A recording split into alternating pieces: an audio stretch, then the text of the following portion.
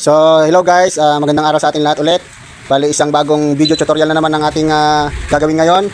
Isang motor na ayaw umandar. Actually, hindi ko na na-video mga idol ang pagkalas ko dito kasi lobat kanina yung cellphone ko. Ito, ang reklamo ng customer is umaandar siya at biglang namatay. Yan. Kaya, pinunta dito sa shop, sa ating shop. Ayan mga idol ang ating shop. Yan. Ang motor po na to ay isang Rusi 110. Yan.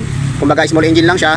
Kumbaga, mga normal na mga makina. Ngayon, ang problema ayaw umandar. So, ang chinek ko kagad mga idol is, usually ang chinecheck talaga yan pag sa troubleshooting is fuel line, isa, yung kanyang kuryente at kanyang compression. Yan yung mga titingnan nating mga unang tatlo mga idol sa pag-troubleshoot.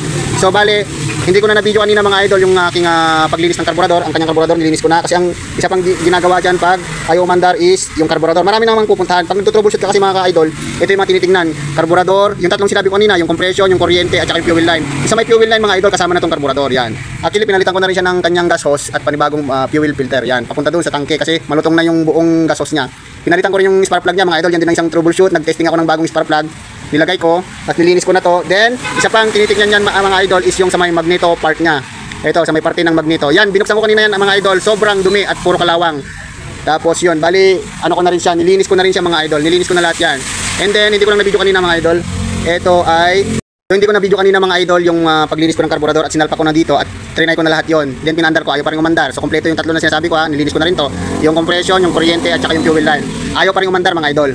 Kaya ngayon ang suspecha ko mga idol kasi nung nilagay ko yung spark plug, yung bagong spark plug, medyo bumalik ko yung tip niya. Ibig sabihin nun mga idol, tukod yung valvula niya. Yan ang gagawin natin mga idol. Kaya nakabaklas na to, hindi ko na na-video. Nakabaklas na to, sinimulan ko ng baklasin kasi magta-top overhaul tayo. Yan, babaklasin ko tong cylinder head niya mga ka-idol.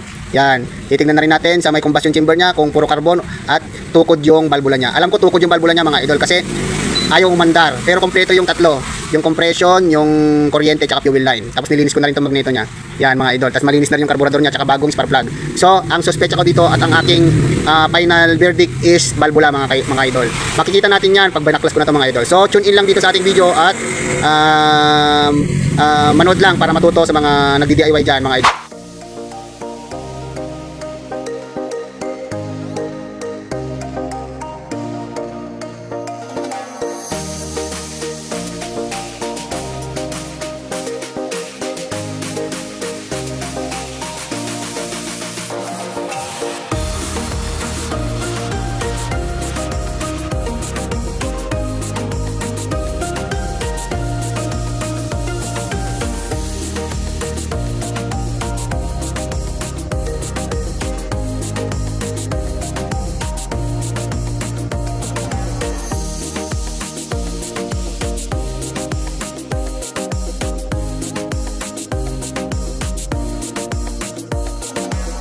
So yan mga idol, napaklas ko ng kanyang cylinder head. Kung makikita nyo yung cylinder head niya sa may combustion chamber niya, yan yung intake at exhaust valve niya, grabing dumi. Ayan mga idol ayan, ipo-focus ko lang mga idol Okay, focus natin mga idol. Yan grabing dumi mga idol, kung makikita mo lang grabe mga idol. Yan, titignan natin yan idol kung ano yung tukod dyan, kung yung intake bang singaw or yung exhaust bang singaw. Kasi papakita ko rin mga idol yung kanyang piston. Ayan, kanyang piston idol Ayan sobrang daming carbon mga idol. Grabe. Yan, lilinisin ko yan mamaya mga idol. Yan, tingnan yung piston niya idol Ito yung piston idol, ito. Yan grabing dumi. Grabe. Talagang nag-carbon siya mga idol. Ewan ko lang kung natuyuan ba ito ng langis o matagal nang hindi pinapa-maintenance yan mga idol. Ito yung mga cost kasi ng mga hindi nagme-maintenance ng motor. Yan, bigla na lang mamatay yung motor nyo na hindi nyo alam. Yan, yun pala, tukod na yung valvula. Ayan idol ito yung ano niya. Yan mga idol. So lilinisin natin yan, i-grinding compound natin yan, asahin natin yung valvula. Sana walang balikong valvula, yung intake, sana hindi siya baliko or kaya yung exhaust. So yan mga idol, tune in lang sa ating video. Okay. Yun, tukod talaga. Ayan, singaw mga idol Ayan, nakikita nyo idol, ano ko siya, i-lilik test ko siya. Titingnan nyo idol tignan nyo, lalagyan ko siya ng ng gasolina. Ayun siya mga idol Ayun parang false siya, ayan yun. Ngayon, i-check din natin yung intake valve niya. Mag-check ko mga idol yung exhaust valve niya. Dito naman mga idol sa may try natin dito. Ayun, parang pan lang din mga idol. Kailangan talaga maasa. Ayan Yan. Okay. So, asahin mo ito mga idol Ito. Yan. Yan, driving compound natin. Okay, go.